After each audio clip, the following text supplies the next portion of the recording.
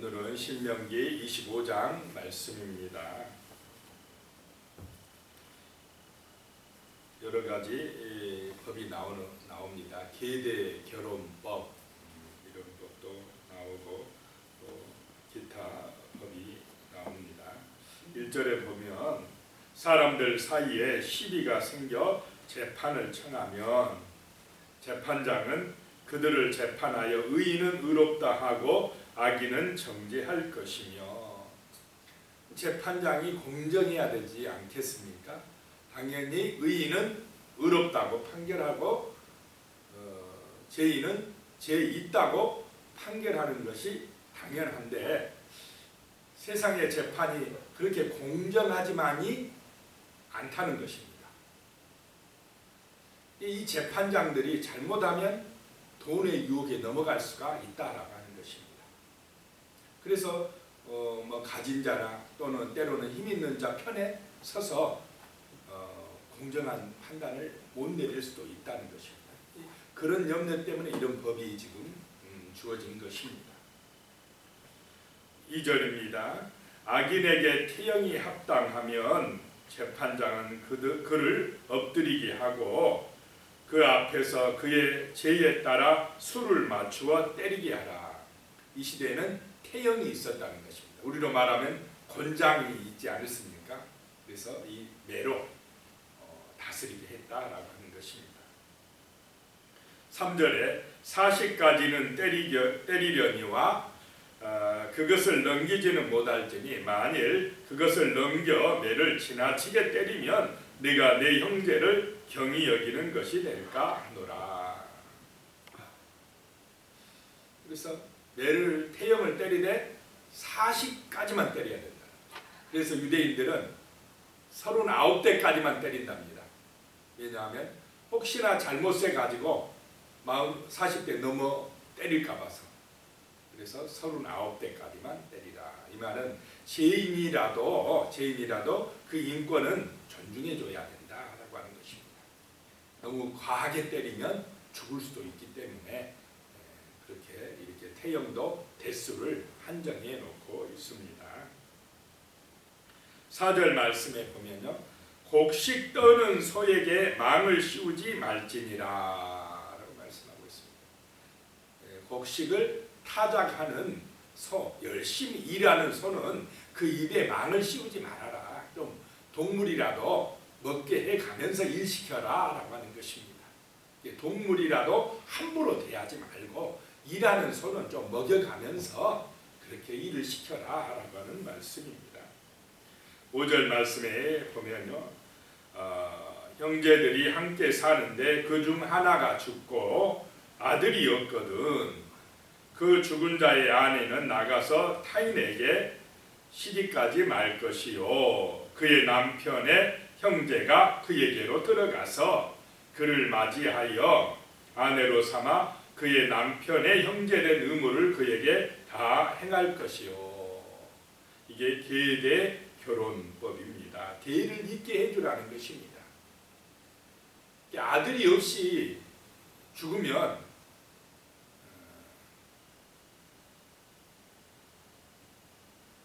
그 형제 중에서 그 죽은 형제의 아내에게 들어가서 아들을 낳게 해서 대를 잇게 해주라라고 하는 그런 말씀입니다. 이런 계대 결혼의 목적은 대를 잇게 해주는 것, 그래서 그 가문이 계속 이어갈 수 있도록 해주는 것이 목적이고, 또 그 아내가 이방 여자와 결혼하는 것을 방지하기 위한, 그래서 유대인의 그 피가 섞여버려 유대인들이 이방 사람들과 혼합되는 것을 방지하기 위한 그런 목적도 있고, 또 이 여자 혼자 살기가 얼마나 힘들겠습니까? 그 과부를 보호하기 위한 그런 목적도 있다라고 하는 것입니다.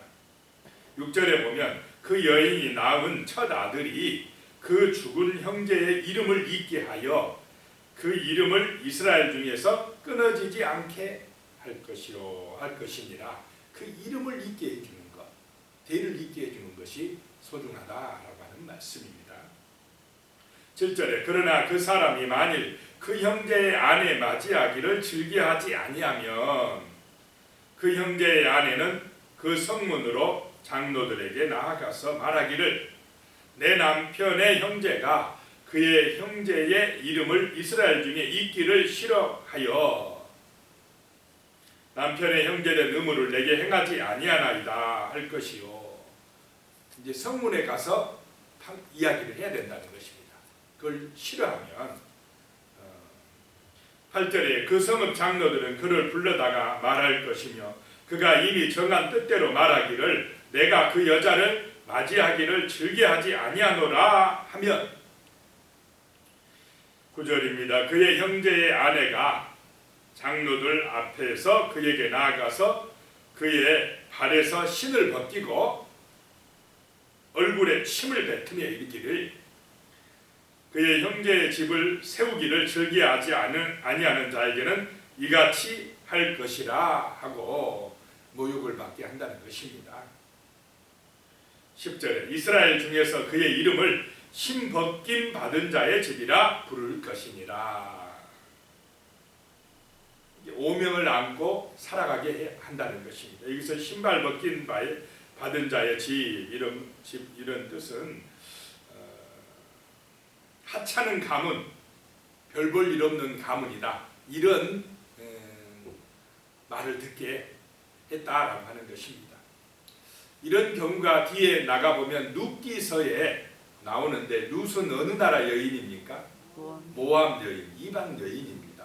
그런데 그 시어머니가 누굽니까? 나오미가 남편 엘리멜렉과 함께 흉년이 들었다고 예루살렘에 있는 재산을 다 팔고 모압으로 살러 갔는데 모압에서 더 큰 어려움을 당하지 않았습니까? 남편 엘리멜렉이 죽고 두 아들이 말론과 기론이 장가를 갔는데 두 아들도 10년 만에 죽고 큰 며느리 오르바는 모압 땅에 남고 둘째 며느리 룻과 함께 다시 베들레헴 땅으로 돌아왔는데 이제 문제는 대를 이어야 돼요. 그런데 그때에 이 보아스가 이제 룻의 남편이 되는데 보아스보다 더 가까운 친척이 있었다는 것입니다. 그래서 보아스가 먼저 그 친척한테 성문 앞에서 당신이 그 엘리멜렉 집안의 대를 이어줄 그 땅을 사서 엘리멜렉의 그 판 재산을 다시 땅을 사서 대를 잇게 해줄 것이냐라고 물으니까 처음에는 이 사람이 해준다 하다가는 자기에게 재산이 손에 날까 봐서 나 못하겠다. 보아스야 네가 해라. 그래서 보아스와 룻이 결혼하게 되고 이 이방 여인을 통하여서 그 후손에서 무슨 왕이 나옵니까? 다윗 왕이 나오고 다윗 왕의 후손으로 메시아인 그리스도 예수가 나오게 된다라고 하는 것입니다. 그래서 이 대를 잇는 거, 이어주는 거, 그 엘리멜렉의 가문에서 정말 왕이 다윗 왕이 나오고 메시아가 나온다는 거 이게 참 얼마나 소중한지 알 수가 있는 것입니다. 그 다음에 11절에 보면요. 두 사람이 서로 싸울 때에 한 사람의 아내가 그 치는 자의 손에서 그의 남편을 구하려 하여 가까이 가서 손을 벌려 그 사람의 음낭을 잡거든. 12절입니다. 너는 그 여인의 손을 찍어버릴 것이요 내 눈이 그를 불쌍히 여기지 말지니라. 좀 굉장히 과한 것 같이 그렇게 느껴집니다. 이제 남자 둘이 싸우는데 아마 한 여자가 자기 남편이 그냥 맞는 거 보고 지는 것을 보고는 화가 나가지고 그 상대방의 남편의 음낭을 그냥 잡았다라고 하는 것입니다. 이것은 왜 문제가 되느냐? 그 여러 사람이 지금 보고 있는데 그 남자의 수치심을 갖게, 수치심을 느끼게끔 그렇게 했고 또 그 음낭이 상해버리면 자손 번창이 안 돼버려서 대를 잇는데 문제가 발생을 하고 또 잘못하면 생명이 이어받기 때문에 이것은 아주 중한 죄다. 그래서 아무리 남자들끼리 싸워도 그렇게 행동을 하면은 그것은 손을 찍어버려라. 굉장히 엄하게 지금 다스리고 있는 것을 볼 수가 있습니다. 13절에 이제 또 다른 법이 나옵니다. 너는 내 주머니에 두 종류의 저울추 곧 큰 것과 작은 것을 넣지 말 것이며 또 14절에 내 집에 두 종류의 대 곧 큰 것과 작은 것을 두지 말 것이요. 추가 두 개다는 것입니다. 대가 두 개다. 이 말은 공정한 그런 장사를 한다는 말입니까? 아니다는 말입니까? 아니다. 예를 들어서 이런 장사꾼은 살 때는 작은 데를 쓰겠습니까? 큰 데를 쓰겠습니까? 큰 데를 쓰겠죠. 예를 들어 같은 한 대에 10,000원이라고 하면은 살 때는 어디 가서 살 때는 큰 데를 가져갑니다. 그러면 한 대에 10,000원씩 대가 속에 파가지고 좀 큰 데에 이것도 한 대다 그러면은 10,000원 주고도 많은 양을 사올 수 있겠죠.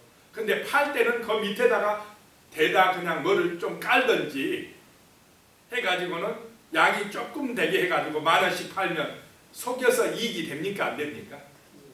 이렇게 남에게 속여서 그렇게 장사하거나 무역 상업 사업하거나 이러지 말라는 것입니다. 저울을 속이지 말고 대를 속이지 말라. 오늘날 말하면 남을 속여서 돈벌이 하려고 그렇게 하지 마라 하라고 하는 것입니다. 15절에요. 오직 온전하고 공정한 저울추를 두며 온전하고 공정한 대를 둘 것이라. 그리하면 내 하나님 여호와께서 내게 주시는 땅에서 내 날이 길리라. 자, 하나님이 다 보고 계시다는 것입니까? 안 보고 계시다는 것입니까? 다 보고 계시다. 그게 좋은 것 같지만 이익이 될 것 같지만 결국은 손해다는 것입니다. 하나님이 보실 때에 정직하고 온전한 삶, 그런 귀한 삶을 살 때에 하나님이 기뻐하시고 내 날이 길게 해주시리라 라고 말씀을 하고 있습니다. 16절에요. 이런 일들을 행하는 모든 자를 악을 행하는 모든 자는 내 하나님 여호와께 가증하리라 라고 말씀하고 있습니다. 17절에 이제 아말렉에 대한 법이 나오는데요. 너희는 애굽에서 나오는 길에 아말렉이 내게 행한 일을 기억하라. 이 아말렉 족속이 이스라엘을 정말 힘들게 했다는 것입니다. 18절에 곧 그들이 너를 길에서 만나 내가 피곤할 때에 내 뒤에 떨어진 약한 자들을 쳤고 하나님을 두려워하지 아니하였느니라. 자, 성경에 계속해서 하나님의 율법은 약자들을 어떻게 하라고 말씀합니까? 약자들을 보호해줘라. 고아와 과부와 객과 이 약한 사람들을 버려두지 말라. 그런데 이 아말렉은 이 약한 게 뭐냐? 이스라엘에 뒤처진 약한 사람들을 거기 가서 공격하고 빼앗고 힘들게 했다는 것입니다. 오늘 이 시대에도 아말렉 같은 사람들이 있습니까? 없습니까? 자기 욕심 때문에 약하고 없는 사람들, 그 가난하고 힘든 사람들 것까지 다 빼앗아가지고 탐욕에 치여서 자기만 잘돼 보겠다고 하는 이런 어리석은 인간들이 되면 하나님이 싫어하신다라고 하는 것입니다. 19절에 그러므로 내 하나님 여호와께서 내게 기업으로 주어 차지하게 하시는 땅에서 내 하나님 여호와께서 사방에 있는 모든 적군으로부터 내게 안식을 주실 때에 너는 천하에서 이 아말렉에 대한 기억을 지워버리라. 너는 잊지 말라. 이 아말렉을 없애버리라 이 말입니다. 이 아말렉같이 행동하는 것 용서하지 마라 라고 하는 것입니다. 약자들, 그 힘든 사람들, 그 어려운 사람들, 그걸 등쳐먹거나 빼앗아 먹거나 그렇게 악한 일을 하는 사람들은 가만두면 안 된다라고 하는 말씀입니다. 하나님의 공의, 정의가 작동하는 것입니다. 기도드리겠습니다.